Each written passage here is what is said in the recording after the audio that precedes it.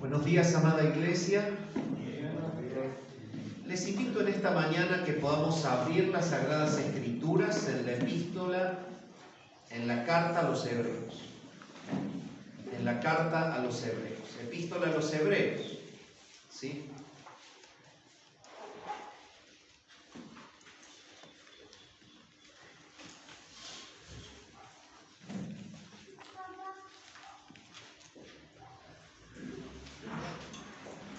Si bien está focalizada a la iglesia que estaba dispersa y que estaba compuesta por judíos convertidos, es una carta que tiene una amplia aplicación para toda la iglesia esparcida en todo el mundo.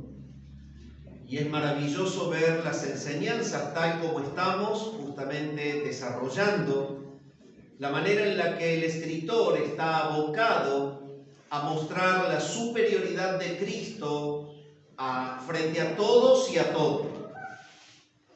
Y habíamos estado viendo en la última reunión que tuvimos oportunidad de tratar sobre el tema, la superioridad de Cristo sobre los ángeles.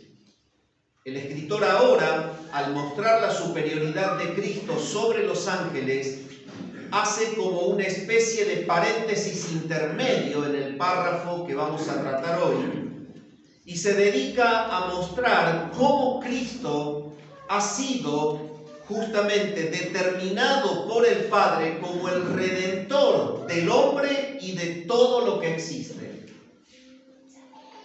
Entonces les invito a que vayamos al capítulo 2 de la epístola a los Hebreos y vamos a leer desde el versículo 5 al versículo 9.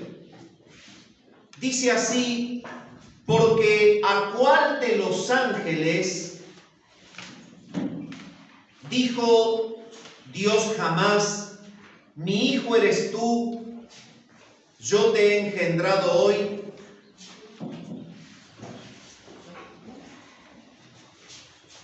Estoy leyendo el 1.5 y es el 2.5, pido perdón. Porque no sujetó a los ángeles el mundo venidero acerca del cual estamos hablando. Pero alguien testificó en cierto lugar diciendo: ¿qué es el hombre para que te acuerdes de él? ¿O el hijo del hombre para que le visites? Le hiciste un poco menor que los ángeles, le coronaste de gloria y de honra, y le pusiste sobre las obras de tus manos. Todo lo sujetaste bajo sus pies, porque en cuanto le sujetó todas las cosas, nada dejó que no sea sujeto a él. Pero todavía no vemos que todas las cosas le sean sujetas. Pero vemos a aquel que fue hecho un poco menor que los ángeles, a Jesús, coronado de gloria y de honra a causa del padecimiento de la muerte, para que por la gracia de Dios gustase la muerte por todos. En esta mañana quiero compartir con ustedes un sermón que se titula Redimidos para su gloria. Este sermón se divide en 3 bloques principales. El primero de ellos es el destino revelado del hombre y se encuentra en la extensión desde el versículo 5 al 8 que voy a repasar. Destino revelado del hombre. No sujetó a los ángeles el mundo venidero acerca del cual estamos hablando. Pero alguien testificó en cierto lugar diciendo: ¿qué es el hombre para que te acuerdes de él? ¿O el hijo del hombre para que le visites? Le hiciste un poco menor que los ángeles y le coronaste de gloria y de honra y le pusiste sobre las obras de tus manos. Todo lo sujetaste bajo sus pies, porque en cuanto le sujetó todas las cosas, nada dejó que no sea sujeto a Él. En segundo lugar, el sermón tratará del destino restringido del hombre. Y el destino restringido del hombre se encuentra en la última línea del versículo 8, que dice: pero todavía no vemos que todas las cosas le sean sujetas. Y por último, el sermón tratará de el destino redimido del hombre. Y se encuentra en el versículo 9, que dice así: pero vemos a aquel que fue hecho un poco menor que los ángeles, a Jesús, coronado de gloria y de honra a causa del padecimiento de la muerte, para que por la gracia de Dios gustase la muerte por todos. Hasta aquí nomás en la lectura y la división del sermón en esta mañana. Es necesario entender cómo se conecta este párrafo maravilloso con lo que venimos estudiando. Y lo que estamos viendo es que el libro sigue mostrando la superioridad de Cristo. Muestra en el capítulo 1 la superioridad de Cristo frente a todo y especialmente frente a los ángeles. Lo muestra como creador, como sustentador, como sostenedor del universo. Luego, por causa de las creencias judías en cuanto a los ángeles, el escritor es impulsado por el Espíritu Santo a mostrar que Cristo creó a los ángeles y que Cristo es superior a ellos. Pero el Espíritu Santo ahora lo lleva a enfocarse en la muestra de lo excelso que es este Redentor, al cual el Padre le ha entregado la redención de todo lo creado. La redención de todo lo creado involucra al hombre, pero también se extiende al universo material. Entonces, si bien en el capítulo primero lo mostró a Cristo como el creador de la materia, cuando avanza en el capítulo 2, magistralmente lo muestra como el redentor de la misma. Y en el medio nos encontramos nosotros, los humanos, los cuales han perdido un reino original, el cual debe ser recuperado y entregado. Y este es el punto que está tratando el párrafo en esta mañana. Por eso hablamos de una redención para su gloria. Porque a pesar de que estamos enfocados en versículos que muestran que el hombre fue creado para ser rey de la creación, el pasaje está apuntando a la gloria del que redime el reino perdido del hombre. Y sigue apuntando a Jesucristo como el único digno de todo honor, poder y gloria. En segundo lugar, y para no errar el enfoque del pasaje, es necesario que entendamos que el hombre fue creado en el origen en un estado justamente de transparencia y de impecabilidad, pero fue creado para la gloria de Dios. Es la única criatura que porta su imagen y su semejanza.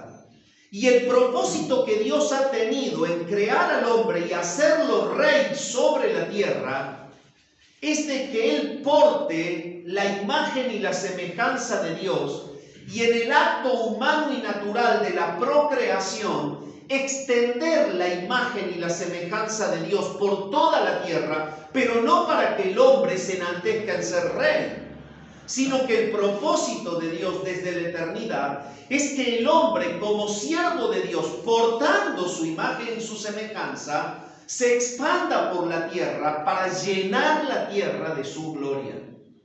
Esa es la gran diferencia.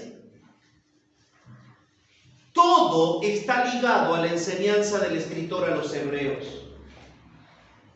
Nunca debemos pensar que el reinado del hombre sea planificado por Dios para exaltarlo como persona fuera del propósito que Él tiene con el hombre. Y el propósito que Él tiene con el hombre es la gloria de su nombre. Entonces, cuando entendemos la conexión, vamos a desarrollar el primer punto, y es el destino revelado. Lo acabamos de ver en la primera línea del versículo 5, cuando dice, porque no sujetó a los ángeles el mundo venidero acerca del cual estamos hablando. Y este es un texto tremendo y realmente hermoso para poder desentrañar. Habla de un mundo presente y habla de un mundo venidero.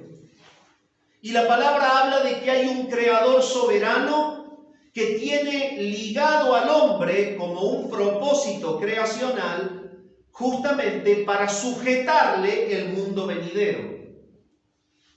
Este mundo presente entonces está siendo mostrado como que fue verdaderamente perdido en cuanto a la sujeción al hombre. Este mundo entonces ya no se sujeta al hombre como fue el proyecto de él en el Edén. ¿Por qué no se sujeta al hombre? Evidentemente porque hay un problema de pecado y de caída que trae como consecuencia la pérdida de un reinado. Y la palabra está diciendo que él no sujetó a los ángeles el mundo venidero acerca del cual estamos hablando. Y vamos a desentrañar en el original estas expresiones riquísimas de las Escrituras. ¿Por qué aquí hay un destino revelado? Porque el Dios soberano tiene un propósito con tu vida. El propósito con tu vida es que des gloria a su nombre. El problema es que el pecado desfiguró esa transmisión de la gloria de Dios. Y el hombre muerto en su delito y en su pecado es incapaz de mostrar gloria a Dios y de darle gloria a Él. El propósito creacional ha sido desviado y el reino del Edén ha sido perdido y el hombre se encuentra sujeto en la miseria del pecado, pero la palabra habla de que todo esto tiene un propósito y el propósito es que en el mundo venidero alguien le recupere el reinado al hombre y se lo entregue, no para hacerlo grande en sí mismo, sino para dar gloria al Dios eterno, porque ese era el propósito en este tiempo de creación material. No sujetó a los ángeles el mundo venidero, acerca del cual estamos hablando. Y si no lo sujetó a los ángeles, ¿a quién lo sujetó? Lo sujetó a los redimidos, lo sujetó al pueblo santo de Dios, lo sujetó a los creyentes en Cristo de todas las edades y de todas las naciones. El punto es que tenemos que desentrañar entonces lo que la palabra viene diciendo. Identifiquemos el contexto para entender el mundo venidero. Vaya a Hebreos 1, 10 al 12. Muchos pueden pensar que esta es una expresión que habla de que el mundo venidero es la primera creación. Y entonces algunos lo interpretan de esa manera. Yo he escuchado también enseñanzas refiriéndose al mundo venidero como este mundo presente. No obstante, lo que viene enseñando la palabra es que este mundo presente es temporal y pasajero. Y el Señor no va a sujetar algo de manera eterna, como lo muestra más adelante, a algo que es temporal y pasajero. Entonces ya vamos trabajando en el descarte de que el mundo venidero sea este.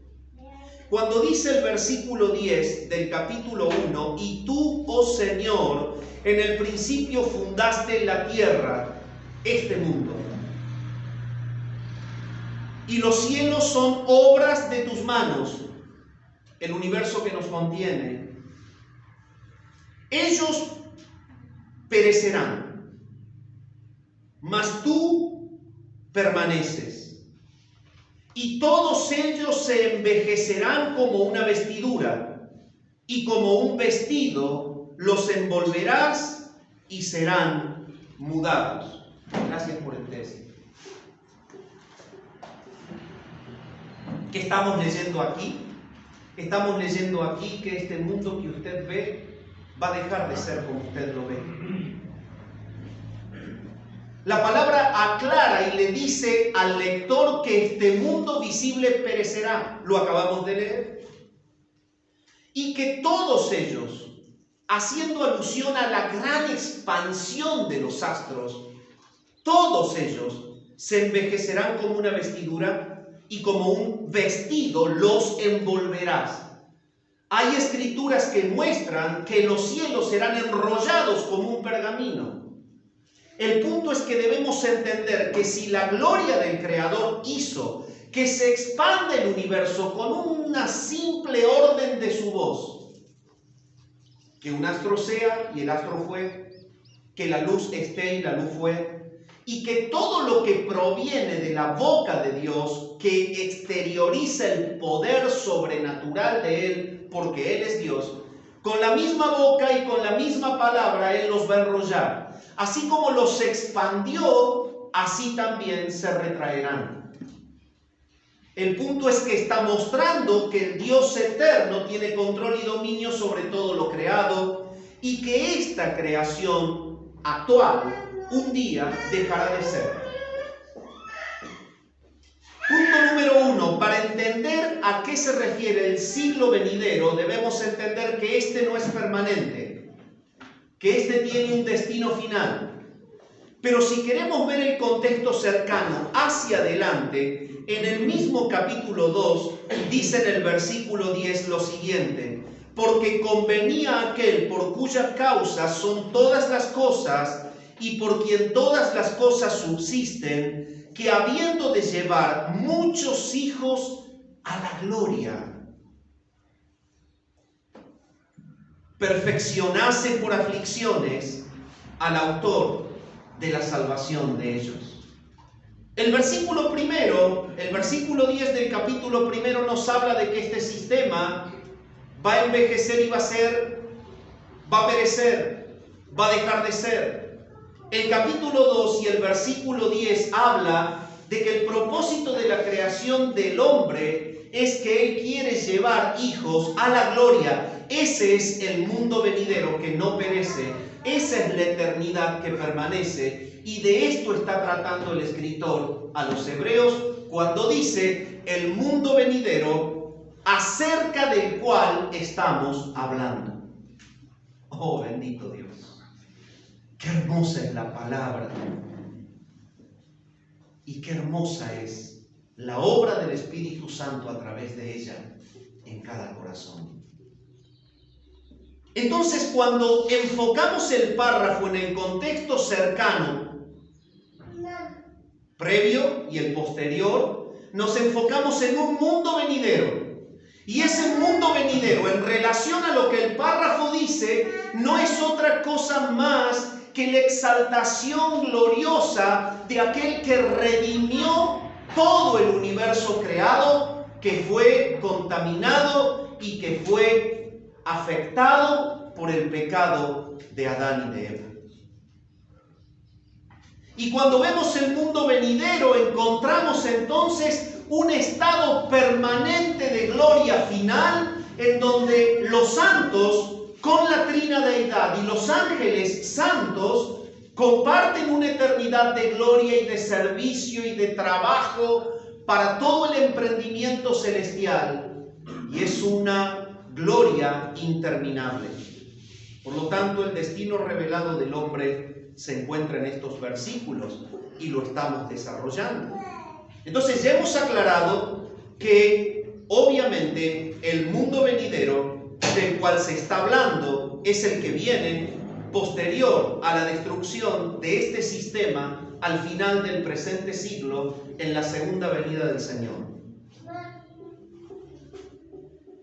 El punto entonces es que dice que Él no sujetó a los ángeles el mundo venidero.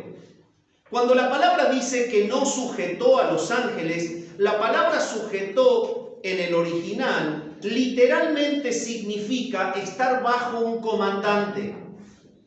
Puede ser usada como que estamos debajo del gobierno o del comando de un comandante, como también la palabra se utiliza para referirse a los que administran. Entonces, evidentemente que lo que el original está diciendo es que el propósito de Dios es que justamente los redimidos por este gran Redentor serán los que tendrán a su cargo la administración y el gobierno justamente del mundo venidero.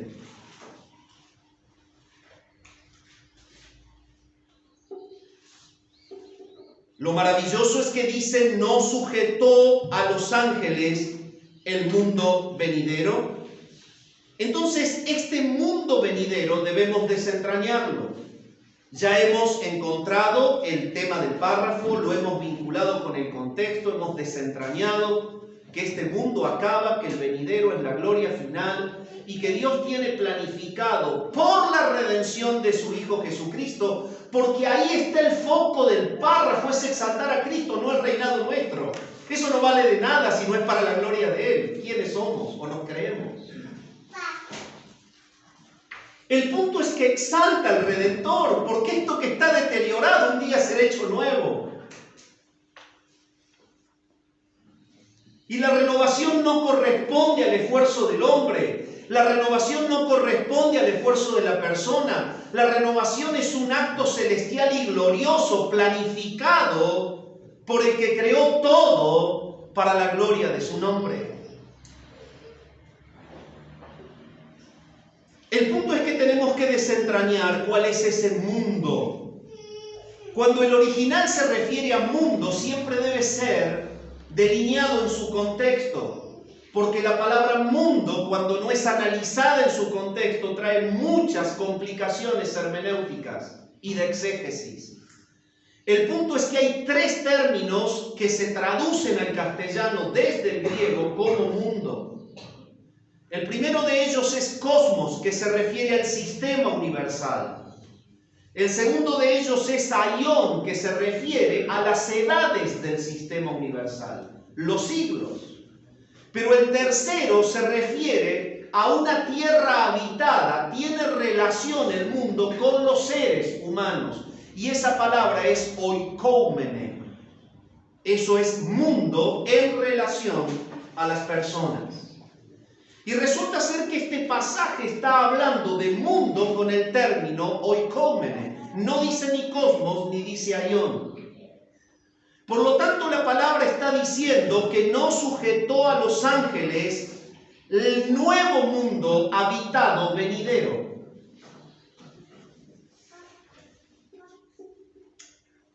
Es que si me vas siguiendo te vas dando cuenta que vamos a ser reyes y sacerdotes con Él.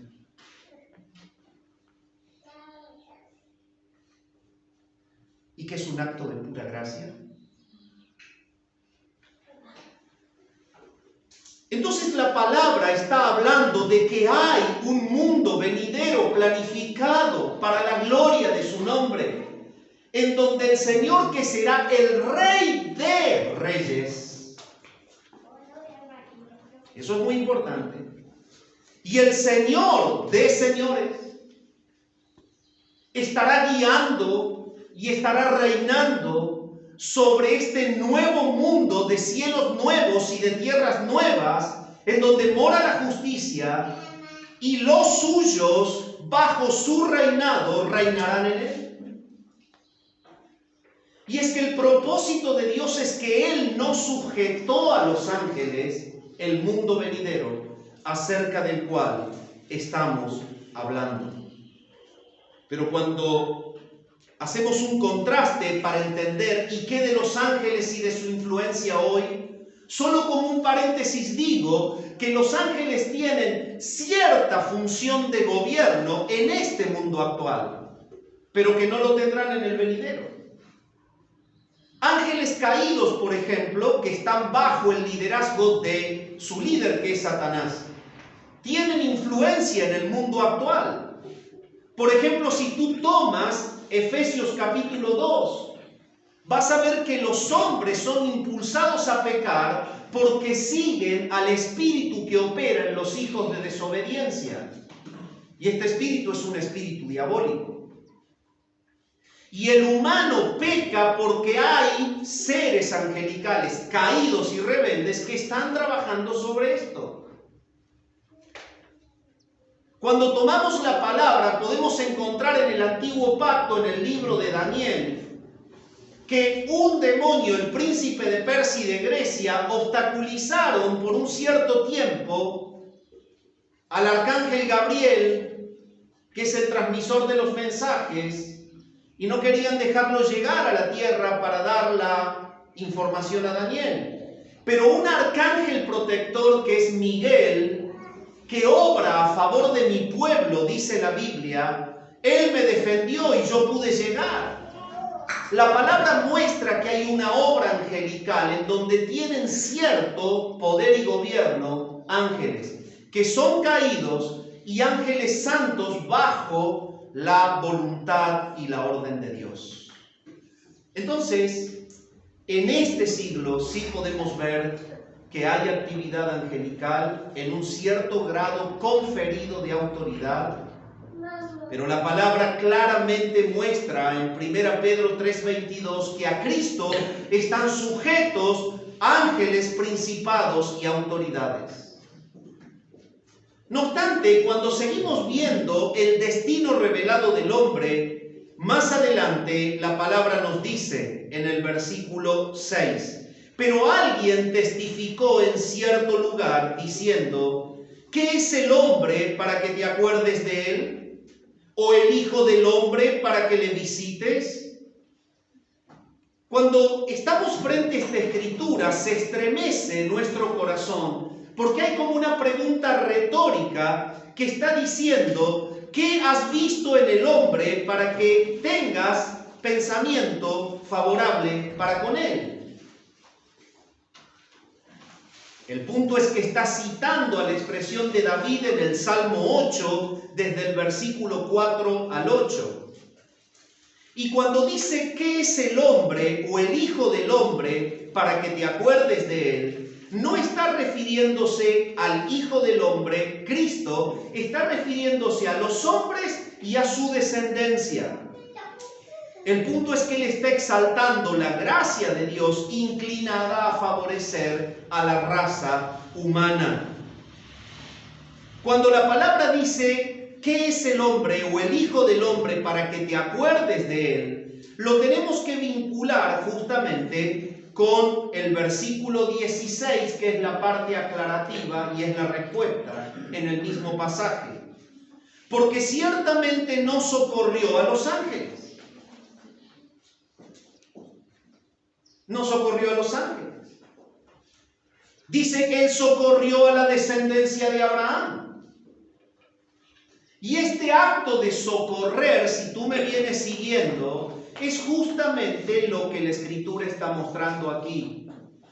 Dios ha planificado que a pesar de que el reino del humano en la tierra, para expandir la gloria de su nombre por todo el mundo, a pesar de que lo ha perdido por causa de pecar, el Dios eterno en su gracia no socorrió a ángeles, y ustedes lo saben bien. Los ángeles caídos no tuvieron posibilidad de arrepentimiento y de perdón. Cristo no murió por una población de ángeles, él murió por una población de hombres. Entonces él socorrió a la descendencia de Abraham. Y es esto lo que viene diciendo. ¿Qué es el hombre para que te acuerdes de él? ¿O el hijo del hombre para que le visites?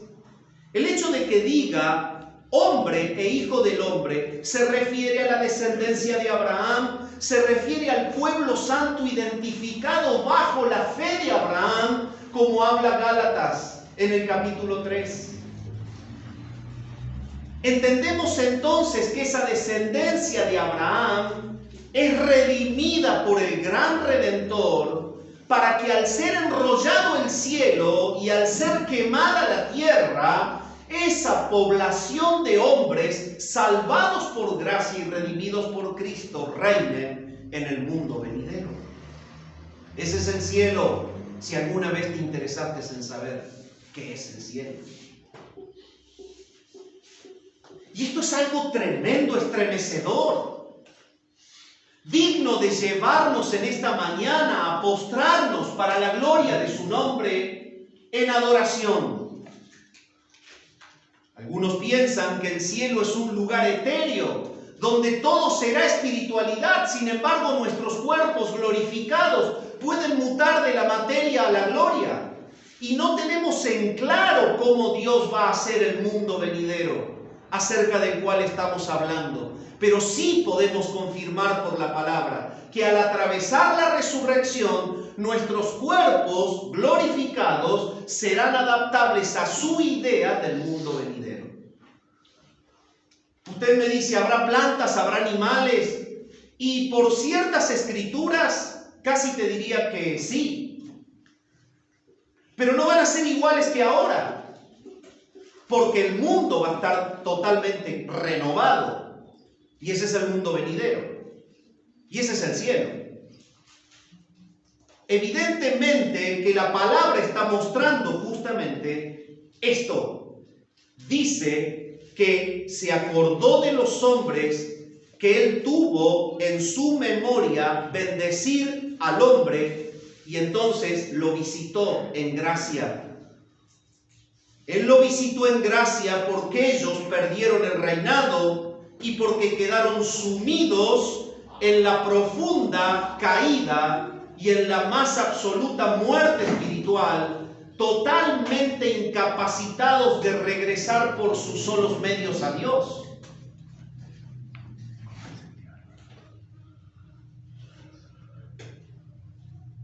¡Qué maravillosa porción! ¿Cómo estremece nuestro corazón saber que Dios se acordó de la descendencia de Abraham? Y cuando la palabra dice que Él se acordó de los hombres y de los hijos de los hombres y que Él se compadeció de la descendencia de Abraham, la palabra acordarse literalmente en el griego significa mirar a alguien con un propósito benéfico, mirar a alguien para beneficiarlo. Por eso es que lo visita. Y sabe una cosa, mi amado, no podría el hombre ser un rey en el mundo venidero sin la encarnación y la muerte del Redentor en este mundo caído.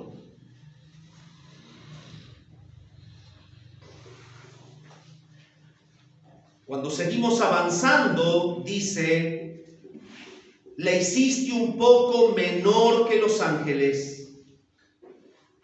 Le hiciste un poco menor que los ángeles. Y debemos desentrañar.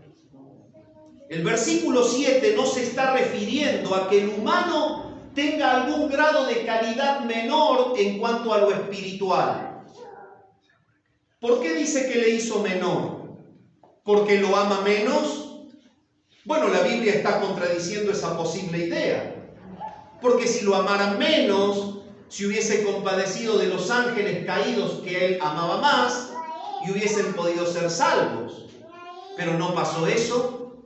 Entonces el hecho de que Él le haga menor que los ángeles a los hombres, solamente significa que ellos son carne y los ángeles son espíritus. Nada más que eso. Y que por estar ligado a una tierra contaminada, la Escritura les llama que son menores. De hecho, el poder angelical es un poder muy superior al de los hombres. De hecho, si usted toma la Biblia en el Antiguo Pacto, cuando los hombres del pueblo de Dios se enfrentaban en guerra y en batalla para con las naciones enemigas, si no venían poblaciones angelicales a defenderlos, los mataban a todos. El punto es que Miguel, que guía justamente como un arcángel protector a los ángeles del ejército del cielo que están dispuestos para servicio a favor de los que serán herederos de la salvación, Hebreos 1:14, ellos trabajaron con Miguel defendiendo al pueblo de Dios en las batallas. Los ángeles protegen al pueblo de Dios. ¿Por qué? Y bueno, porque tienen más poder que el hombre. Y de última, vemos en la Escritura que en esas batallas se inclinaba la balanza. Empezaban quizás a perder la guerra, pero cuando Dios enviaba su mano y ponía su mano a través de los ángeles, la balanza se inclinaba a favor del pueblo de Dios y ellos ganaban. Amados, Es maravilloso ver el plan de Dios, pero con el objetivo de exaltar la gloria del Redentor, Jesucristo. Y entonces dice, le hiciste un poco menor que los ángeles, le coronaste de gloria y de honra, y le pusiste sobre las obras de tus manos. Entonces, la palabra está mostrando que en el acto de la creación, Dios coronó al hombre de gloria y de honra.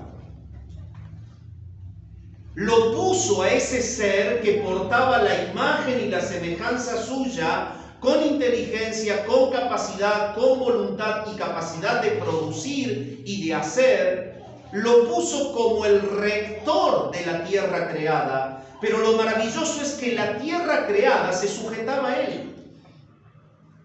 Los animales se sujetaban no por temor, sino por cariño y afecto al hombre. Y las plantas y todo lo creado que no tenía espinas y que no tenía ningún deterioro propio de la caída, se inclinaba al hombre para satisfacer sus necesidades de alimentación y de esparcimiento y de bienestar. El reino original es el reino creado por el Dios eterno con el propósito de que el hombre, como un rector rey de la tierra, se multiplique y se procree, mostrando en la procreación la gloria de la imagen y de la semejanza de Dios que él llevaba de manera pura, sin distorsión, en toda la tierra. Y el propósito es que se llene la tierra de su gloria, y ese propósito es el que él va a conseguir a través de Cristo. Si me vas siguiendo en el estudio, creo que has seguido la línea. Ahora debemos entender lo siguiente. Él lo coronó de gloria y de honra y le puso sobre las obras de sus manos. Es un acto divino el otorgarle capacidad de liderazgo sobre todo lo creado al hombre, y como Dios lo puso sobre todo lo creado, evidentemente todo lo creado Dios lo puso debajo de él. Y es este el punto jugoso aquí. La tierra sola se rendía al hombre y los animales solos se sujetaban al hombre.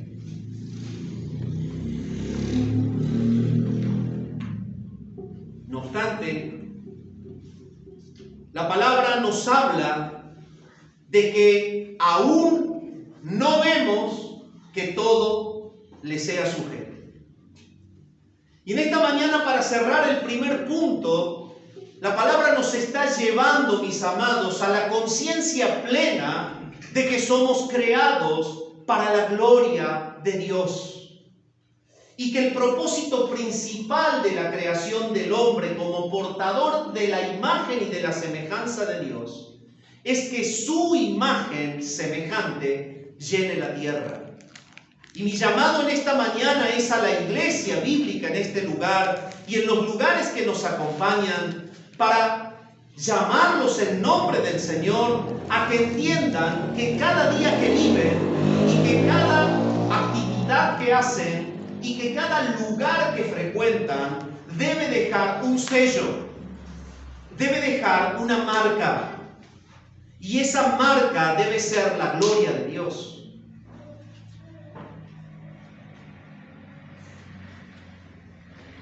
Cada actividad que tenés, cada relación que empezás,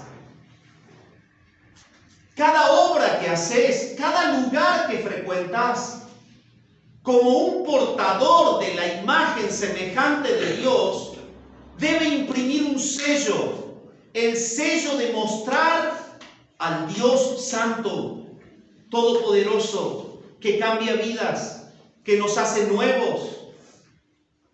Ese es el propósito de la creación y es el propósito de la redención. Y es esto lo que nos llama la Escritura en este punto a meditar. Amado, debes asegurarte de que cada día de tu vida seas un portador de su gloria y vivas para su gloria. Segundo punto. el destino restringido del hombre. Cuando abordamos el versículo 8, nos dice lo siguiente: pero todavía no vemos que todas las cosas le sean sujetas. No lo vemos. No vemos de que esté sujeta la tierra al hombre. No vemos de que los animales estén sujetos a él.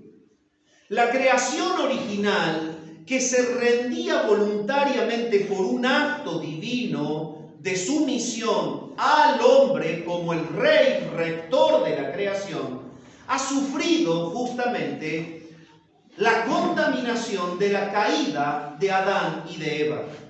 Ellos eran los siervos escogidos para ser siervos fieles y para que la gloria de Dios se proyecte en la tierra, pero ellos fracasaron.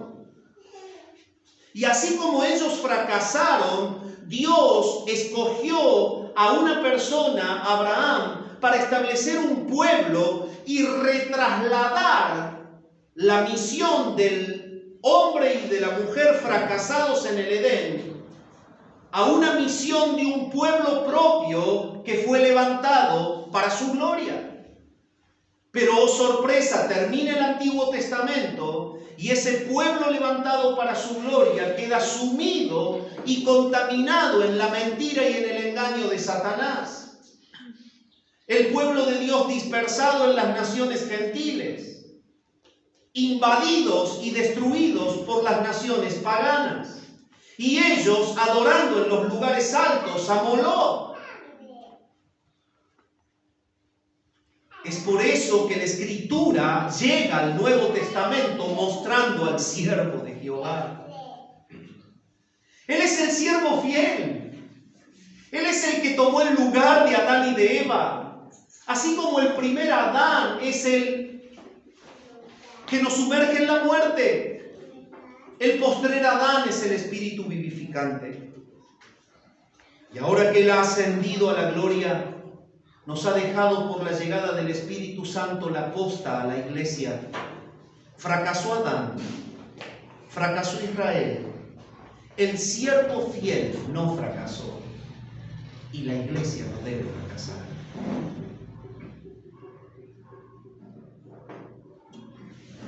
No obstante, la palabra nos dice: todavía no vemos que todas las cosas le sean sujetas. Noten ustedes lo que dice Génesis capítulo 2 y el versículo 17. Notamos la afección de este sistema creacional por causa del pecado. El 2:17 dice lo siguiente: mas del árbol de la ciencia del bien y del mal no comerás, porque el día que de él comieres vas a morir. Y evidentemente es eso lo que ocurrió. Ellos cayeron en el Edén. Y si pasamos ahora al capítulo 3 y al versículo 16 hasta el 23, podemos observar el relato de la restricción. ¿Por qué el reinado del hombre es restringido? Dice así: a la mujer le dijo: yo multiplicaré los dolores en tus preñeces, y con dolor darás a luz los hijos, y tu deseo será para tu marido, y él se enseñoreará de ti. El hombre quedó restringido en su acto de procreación, sufrimiento para la mujer.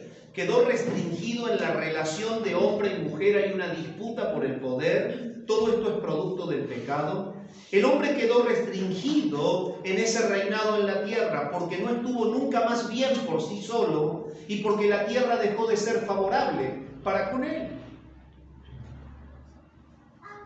Al hombre le dijo: por cuanto obedeciste a la voz de tu mujer y comiste del árbol de que te mandé diciendo: no comerás de él, maldita será la tierra por tu causa. Entonces el Dios eterno maldijo la tierra La maldición de la tierra es que se dejó de inclinar al hombre, y eso es que el hombre perdió su reinado, pero esta tierra está siendo planificada para ser destruida, porque el gran Redentor creará una nueva y establecerá el reinado de su pueblo, en donde Él regirá todo lo que su pueblo haga para la gloria de su nombre.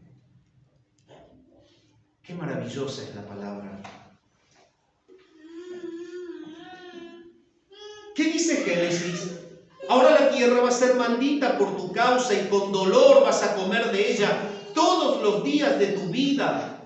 Espinos y cardos te producirá y comerás plantas del campo, y con el sudor de tu rostro comerás el pan hasta que vuelvas a la tierra, porque de ella fuiste tomado, pues polvo eres y volverás al polvo. Se encuentra restringido el reinado del hombre, este destino de gobierno y de administración, justamente porque el hombre ha caído en la desobediencia y ha practicado el pecado. Las consecuencias de la caída de Adán son al menos 4. Perdió el reino y su corona. La tierra dejó de rendirse ante él.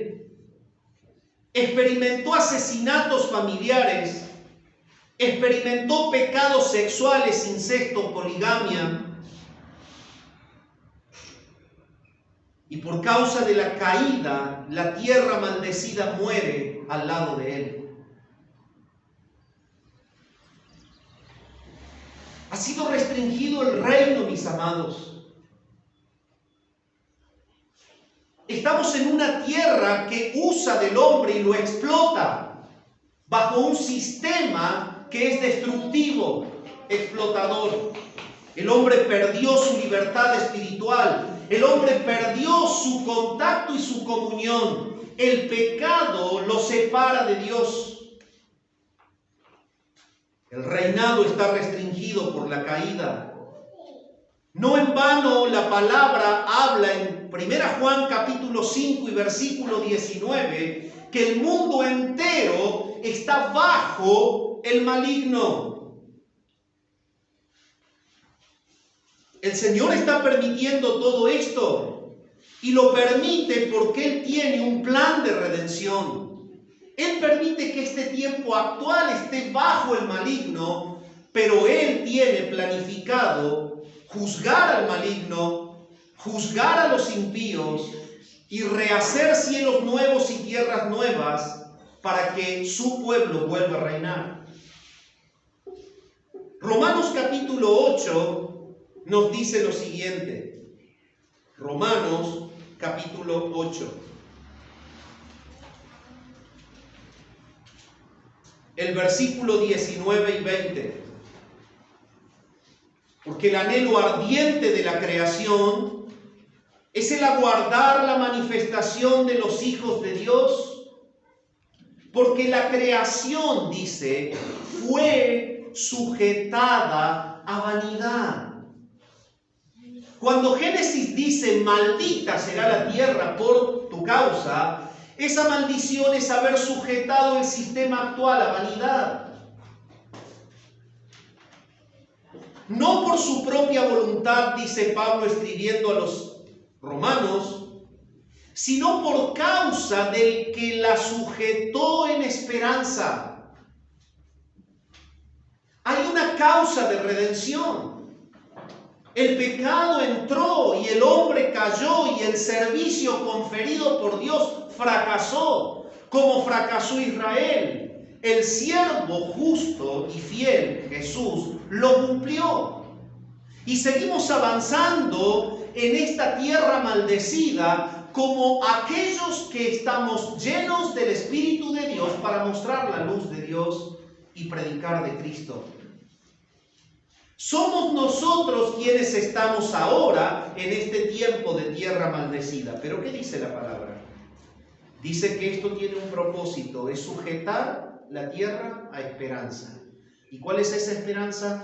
Esa esperanza es la esperanza gloriosa de la aparición de los hijos de Dios Esa esperanza es la segunda venida de Cristo. Esa esperanza es que Él en su segunda venida hará cielos nuevos y tierras nuevas, el mundo venidero, el cual será regido nuevamente por el pueblo de Dios bajo el comando del Rey de Reyes, Jesucristo.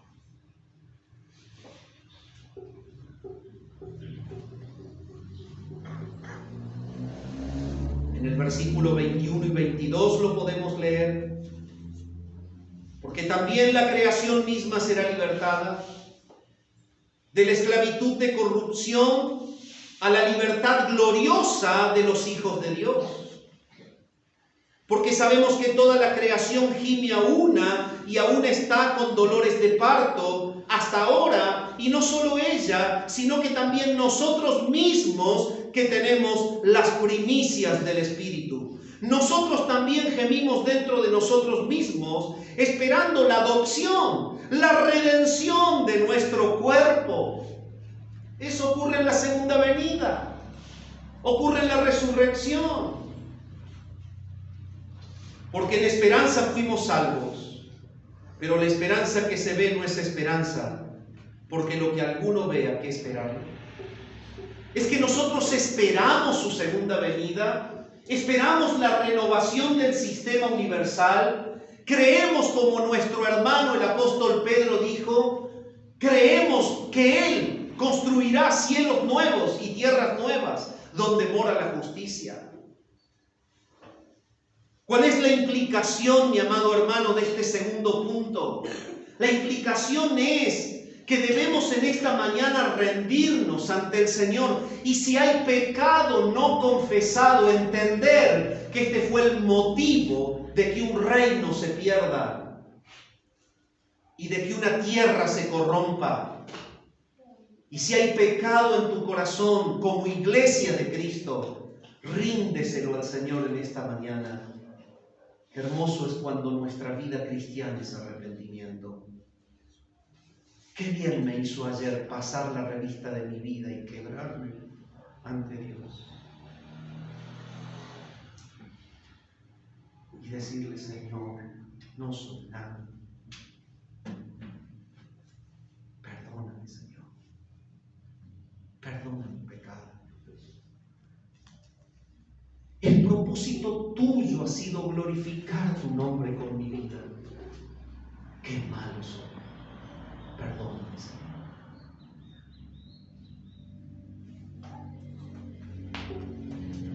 La palabra dice en 1 Juan capítulo 1, el versículo 9, si confesamos nuestros pecados, Él es fiel y justo para perdonar nuestros pecados y limpiarnos de toda maldad.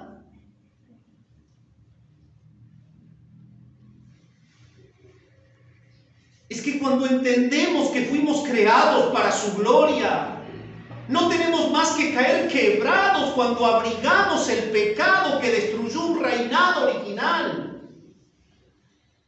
Cada vez que tú portas una actitud pecaminosa, opacas la gloria de Dios que debe mostrar tu imagen y semejanza de Él. Cada vez que abrigas un pecado y lo conservas día a día, pasas tinta negra a la pureza de la hermosura de Cristo. Y esto no da gloria a Dios. Pero por último, y para terminar, el tercer punto del sermón es el destino redimido. Veamos lo que dice el versículo 9. Pero vemos a aquel que fue hecho un poco menor que los ángeles. ¿A quién vemos? A Jesús, coronado de gloria y de honra a causa del padecimiento de la muerte. Y esto es como que vincula ambos mundos en una persona. Un mundo original creado para que el humano procree y muestre la gloria de Dios.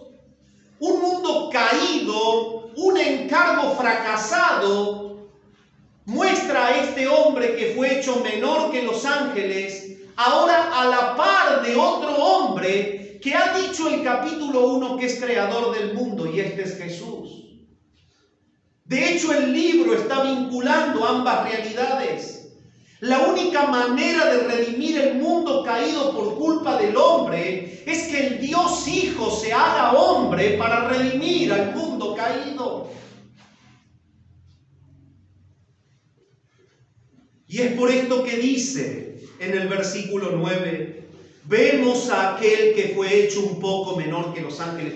Esto es estremecedor, porque Él creó a los ángeles. Él no debería nunca haber sido hecho menor que los ángeles. Él es el creador de los ángeles. Él tuvo toda una eternidad de adoración y de alabanza por parte de los ángeles. Los ángeles se rindieron siempre a Él de toda la eternidad. Pero Él se hizo carne. ¿Y sabe por qué se hizo carne? Porque lo dice más adelante, lo acabé de leer. Porque convenía aquel por cuya causa son todas las cosas y por quien todas las cosas subsisten, que habiendo de llevar muchos hijos a la gloria, ese es el mundo venidero, perfeccionase por aflicciones al autor de la salvación de ellos. Amados, estábamos afuera.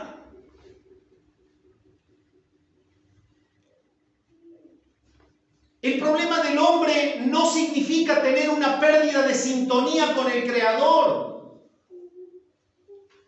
Significa puntualmente una muerte absoluta en sus delitos y pecados. Estábamos afuera. Pero ¿cuál es el personaje que vincula a un reino perdido por un mundo caído con un reino regenerado y un mundo nuevo? Es Jesús hecho hombre.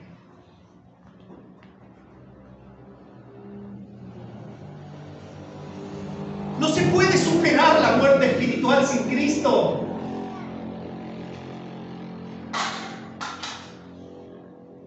La palabra dice claramente, si tú comes del árbol de la ciencia del bien y del mal, vas a morir. Y en Romanos capítulo 6 y el versículo 23 dice, porque la paga del pecado es la muerte. El punto es que es necesario que el Hijo de Dios atraviese la muerte y derrote a Satanás y conquiste a Satanás, quien robó el reinado al hombre, para que en el mundo venidero el reinado sea devuelto a los hijos de Dios. Y es eso lo que dice Hebreos. Y no me voy a adelantar mucho porque lo voy a desarrollar en la próxima reunión, al párrafo que contiene eso, que es estremecedor, espeluznante. Pero sí debo decirlo ahora. Si el hombre fue muerto por pecar y la paga del pecado es la muerte, alguien tiene que morir para pagar la muerte del hombre. Y ese es Jesús. Es por eso que el párrafo exalta la gloria del Redentor, no el reinado humano. Pero nos muestra el propósito de Él. Ahora vemos a aquel que fue hecho un poco menor que los ángeles. A Jesús, encarnado, ya está muerto, ofreció su vida, resucitado y ascendido a la gloria. El escritor se enfoca en Jesús, coronado de gloria y de honra. Lo vemos ahora coronado de gloria y de honra, ya en la etapa de la exaltación. Por la resurrección y sentado a la diestra del Padre, Él está coronado de gloria y de honra, porque en la cruz Él dijo, consumado es. La deuda ha sido pagada. Y los humanos muertos en delitos y pecados, cada uno de los escogidos del Padre, cada uno de aquellos muchos hijos que Él ha de llevar a la gloria, cada uno cuentan con la justificación de la obra de Cristo en la cruz. Esto es lo que dice Romanos capítulo 6.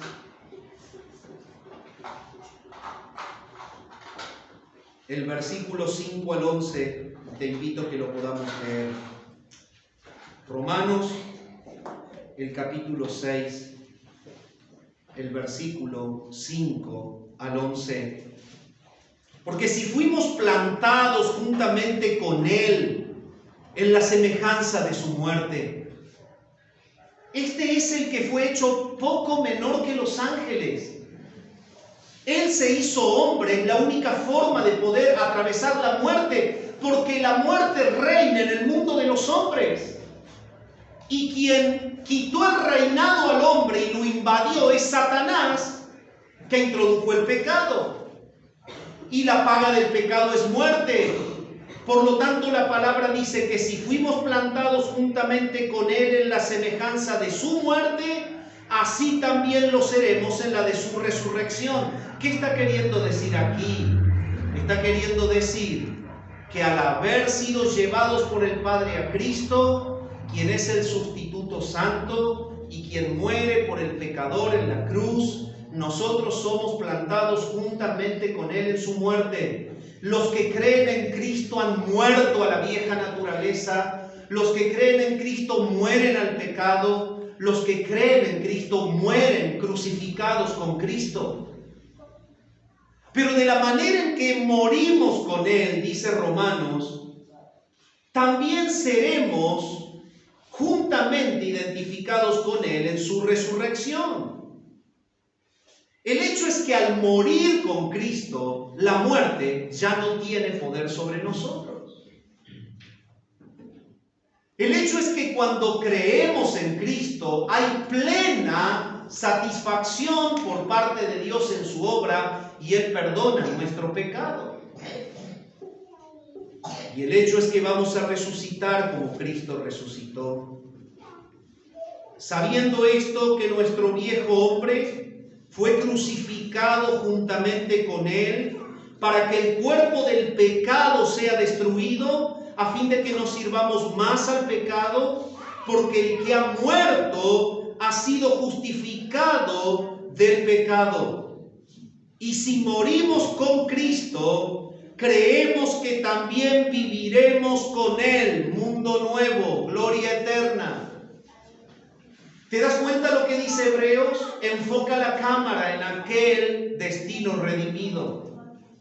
Ya, después de haber mostrado al hombre en su caída y en su fracaso y al pecado que lo condena, muestra al Redentor, el que vive la muerte por causa de los muertos y el que saca a luz la vida y la inmortalidad. Él le pagó a Dios el precio del pecado y los muertos en delitos y pecados que creen en Él ahora tienen vida eterna. Y esa vida eterna no es otra cosa más que un lugar en esa gloria en el mundo venidero. Esa vida eterna es el cielo. Y es eso lo que dice Hebreos. Exalta la gloria del Redentor. Vemos a aquel, a Jesús, coronado de gloria y de honra a causa del padecimiento de la muerte, para que por la gracia de Dios, y esto es por gracia, Él gustase la muerte por todos. Todos y cada uno de los miembros del pueblo santo están cubiertos en el efecto salvador de su muerte. Y cierro diciendo lo siguiente: Satanás conquistó el reinado del hombre, introdujo la muerte. Jesús vino al sitio de esta conquista, ató a Satanás, lo derrotó en la cruz, consiguió libertad para los oprimidos, y cuando venga por segunda vez, destruirá a Satanás en el lago de fuego y azufre, raerá a todos los impíos de su reino y establecerá la gloria eterna y final con los suyos. ¿Saben por qué? Porque Él es el más grande Redentor, es el único, y es el único digno de honor, poder y gloria. Padre, gracias por tu palabra en esta mañana. Gracias porque podemos gozarnos en tu palabra mirando la hermosura de Jesús, en su vida, en su muerte, en su resurrección. Gracias porque Él es el Redentor y el mundo eterno será redimido de manera completa por Él. Ya el pueblo santo ha sido redimido en su primera venida y esperamos y estamos sujetos en esperanza a que Él venga por segunda vez para devolver el reinado que ha sido perdido en el Edén. Te adoramos a ti y te damos tantas gracias por Jesús, tu Hijo amado, nuestro Salvador, por quien tenemos amplia y generosa entrada en la gloria y en el mundo venidero. Te adoramos a ti. Oramos al Padre en el nombre de Jesús. Amén. Amén.